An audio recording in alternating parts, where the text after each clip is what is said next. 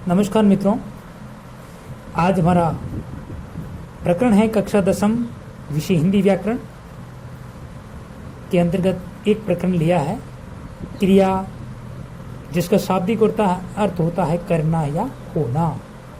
परिभाषा है जिस विकारी शब्द के द्वारा किसी कार्य का करना या होना पाया जाता है उसे क्रियापद कहते हैं। यानी जिस विकारी शब्द के द्वारा किसी कार्य का, काम का होना या करना पाया जाता है उसे क्रियापद कहते हैं। और संस्कृत के अंदर क्रिया रूप के साथ जो धातु शब्द होता है, क्रिया हिंदी में होता है और संस्कृत में धातु। तो धातु के साथ में जब नहा लगता है, ठीक है ना, तो वो क्या बन जाता है? हिंदी में क्रिया बन जाता है। यानी संस्कृत में क्रिया रूप को धातु कहते हैं और हिंदी में उन्हीं के साथ नहा लग जाता है तो क्या बन जाती है? क्रिया बन जाती है। क्रिया के प्रकार, क्रिया के कई प्रकार होते हैं। कर्म के आधार पर क्रिया के भेद, रचना के आधार पर क्रिया के भेद, काल के आधार पर क्रिया के भेद, तो हम सभी पढ़ेंगे और विस्तृत रूप से, कर्मबद्ध रूप से हम इस क्रिया को बड़े अच्छे ढंग से जहन में उतारेंगे, ऐसी मेरी कोशिश है। बने रहिए मेरे साथ बंधुओं। सकर्मक क्रिया और अकर्मक क्रिया, ये कर्म के आधार पर दो भेद होते हैं। अकर्मक क्रिया वे क्रियाएं जिनके साथ कर्म प्रयुक्त नहीं होता, जैसा नाम है वैसी परिभाषा है। अकर्मक मतलब कर्म का नहीं होना, यानी वे क्रियाएं जिनके साथ कर्म प्रयुक्त नहीं होता है उन्हें क्या कहते हैं? अकर्मक क्रिया कहते हैं। और अकर्मक क्रिया का संबंध होता है वो कर्ता से होता है। जैसे कविता हस्ती है, अब कविता हस्ती है, कविता करता है, रचने की क्रिया कर रही है, तो इसके अंदर कर्म नहीं है। कर्ता और क्रिया दोनों का संयोग है, इसलिए इसमें अकर्मक क्रिया है। दूसरा प्रकार देखिए, सकर्मक क्रिया, वे क्रियाएं जिनके साथ कर्म प्रयुक्त हो, क्रिया का संबंध कर्म से होता है ना, उसे हम सकर्मक क्रिया कहते हैं। कर्म का सक्रिय होना, जैसे राम दूध पी रहा है, यहां राम दूध पी रहा है, इसमें दूध कर्म का प्रयोग हुआ है ना, इसलिए इसमें कर्म प्रयुक्त होने की वजह से ये सकर्मक क्रिया है। अब सकर्मक और अकर्मक क्रियाओं के भी भेद हैं। हम सबसे पहले जान लेते हैं अकर्मक क्रिया के कौन कौन से भेद हैं। अकर्मक क्रिया के भेद हैं स्तुत्य अर्थक, गत्य अर्थक और अपूर्ण अकर्मक। यानी तीन भेद अकर्मक क्रिया के हैं। शायद आपको ये कहीं पढ़ने को नहीं मिले होंगे, लेकिन जब इसके तीनों भेदों को हम जान लेते हैं तब हमारा जो क्रियाओं की पहचान करने का जो प्रश्न आता है उसमें हम गलत नहीं होने देते हैं, ठीक है ना। कभी कभी आपको लगेगा कि बहुत बड़ा वाक्य है लेकिन ये अकर्मक कैसे हो सकता है? सकर्मक होगा, लेकिन ध्यान देना इसमें तीन भेद होते हैं। कुछ वाक्य स्तुत्य अर्थक का बना हुआ होता है, कुछ गत्य अर्थक का बना होता है और कुछ अपूर्ण अकर्मक होता है, ठीक है ना। स्तुत्य अर्थक में ये शब्द है जो स्तुति धन अर्थक से बना है, यण संधि का प्रयोग हुआ है, कोई खतरनाक शब्द नहीं है ना। इसमें यण संधि है। गति धन अर्थक, गति अर्थक और अपूर्ण अकर्मक। यानी स्तुति का अर्थ देने वाला होता है, स्तुति अर्थ का बोध कराने वाला जो क्रिया रूप होता है वो कैसा कहलाएगा? स्तुति अर्थक। और गति के रूप का अर्थ कराने वाला होगा वो क्रिया रूप क्या कहलाएगा? गति अर्थक। सबसे पहला है स्तुति अर्थक। जैसे ठूंठ खड़ा है, अब ठूंठ की स्थिति का बोध हो रहा है। आदमी बैठा है तो आदमी की स्थिति के बैठने का बोध हो रहा है। फिर गति अर्थ में गति का बोध होता है, जैसे बच्चा रोता है तो कुछ न कुछ गति कर रहा है। फिर चिड़िया आकाश में उड़ती है या उड़ रही है तो आकाश में उड़ने की क्रिया की गति हो रही है। फिर फूल खिलते हैं तो फूल खिलने की गति का बोध हो रहा है। अपूर्ण अकर्मक में पतंग रही है, अब ध्यान देना, पतंग रही है तो पतंग के अंदर एक क्रिया शब्द की कमी है, वो है उड़।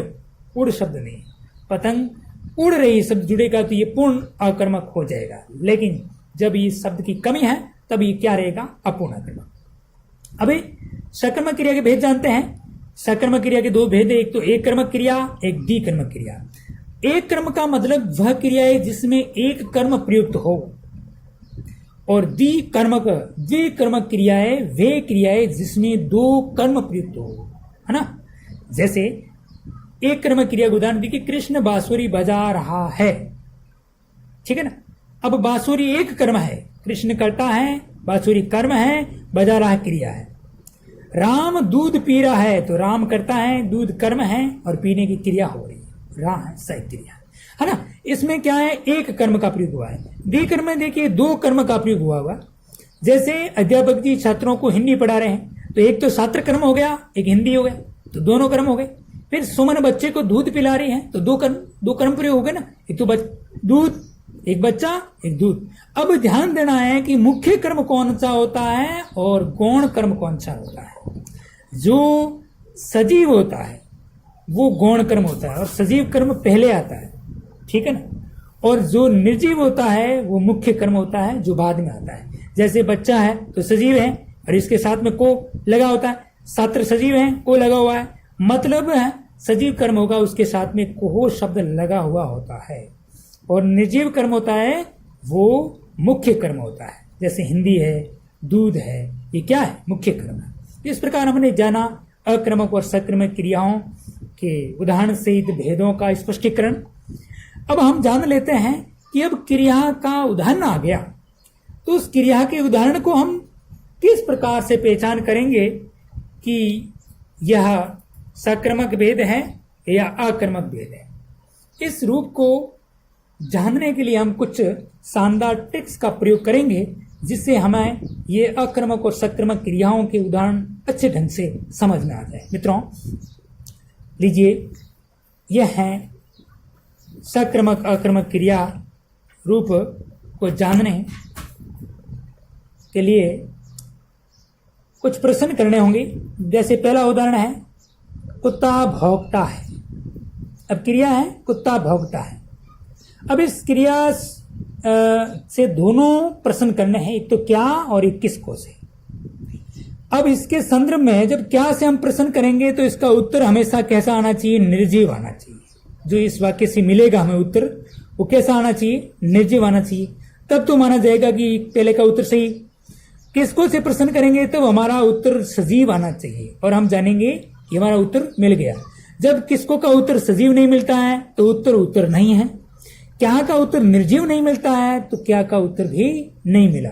जैसे हमने प्रश्न किया क्या भौंकता है तो हमें उत्तर क्या आया, कुत्ता, जबकि कुत्ता तो सजीव है लेकिन उत्तर क्या होना चाहिए, निर्जीव होना चाहिए। लेकिन यह निर्जीव नहीं आ रहा है तो पहला उत्तर हमें नहीं मिला। दूसरा प्रश्न किया किसको भौंकता है तो किसको भौंकता है इसका कोई उत्तर इस वाक्य में नहीं है, इसलिए दूसरे का उत्तर नहीं मिला। जब दोनों उत्तर नहीं मिले, दोनों प्रश्नों के उत्तर नहीं मिले तो वहां पर अक्रमक क्रिया होती है। जब दोनों उत्तर ना मिलते हैं तो वह कौन सी क्रिया होती है, अक्रमक क्रिया होती है। दूसरा उदाहरण देखिए, सुमित्रा सोती है तो प्रश्न करेंगे क्या सोती है, ठीक है ना, तो उत्तर पहला नहीं मिला। क्या सोती है तो सुमित्रा उत्तर आएगा, जबकि उत्तर क्या होना चाहिए, निर्जीव, लेकिन पहले का नहीं मिला। फिर किसको सोती है, इसका उत्तर इसमें है नहीं, दोनों उत्तर नहीं मिले तो कैसी क्रिया होगी, आक्रमक। फिर पक्षी आकाश में उड़ रहे हैं, हम प्रश्न करेंगे क्या से, क्या उड़ रहे हैं, क्रिया से किया तो उत्तर क्या आया, पक्षी। अब पक्षी क्या है, सजीव है, जबकि उत्तर हमारा क्या होना चाहिए, निर्जीव, तो पहला उत्तर नहीं मिला। अब दूसरा प्रश्न करेंगे क्रिया से किसको उड़ रहे हैं तो इसका इसमें पंक्ति में कोई उत्तर नहीं है तो दोनों उत्तर नहीं मिले। जब प्रश्न में कोई उत्तर नहीं मिलता है तो वह आक्रमक क्रिया होती है। फिर राम पुस्तक पढ़ता है, ठीक है ना, इस वाक्य से हम प्रश्न करेंगे क्या पढ़ता है तो उत्तर आएगा पुस्तक, बिल्कुल सही। कि क्या का उत्तर क्या होना चाहिए, निर्जीव, और पुस्तक क्या है, निर्जीव है, इसलिए हमें एक उत्तर तो मिल गया। अब दूसरा किसको पढ़ता है, पुस्तक, जबकि किसको का उत्तर क्या आना चाहिए, सजीव, जबकि इसका उत्तर क्या बन रहा है, पुस्तक, जो पुस्तक निर्जीव है, इसलिए एक उत्तर तो मिला लेकिन एक नहीं मिला।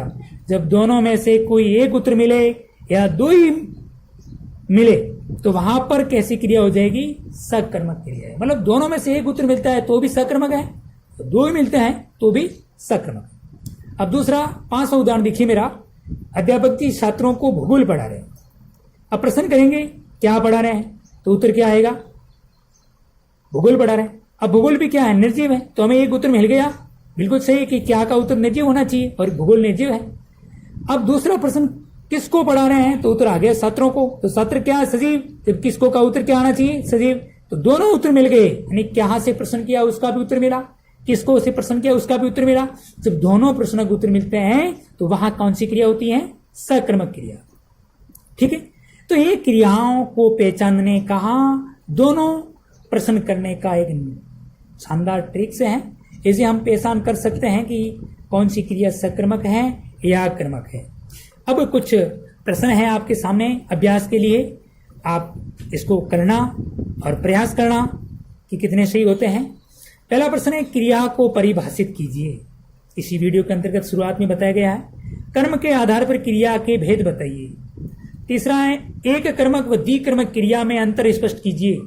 चौथा है, निम्नलिखित वाक्यों में प्रयुक्त क्रिया का नाम बताना है, जैसे वह दूध जमा रही है, पहला है। दूसरा है, हाथी पर हौदा रख दो। और तीसरा है, बच्चे नहाते हैं। चौथा है, मोर नाच रहा है। और पांचवा है, राम ने गुरुजी से प्रश्न किया। और छठा है, हम रात में भोजन करते हैं। और सातवां है, वह धीरे धीरे चलता है। बंधुओं, आज का गृह कार्य आपको करना है और इसको पुनः समझना है। वीडियो को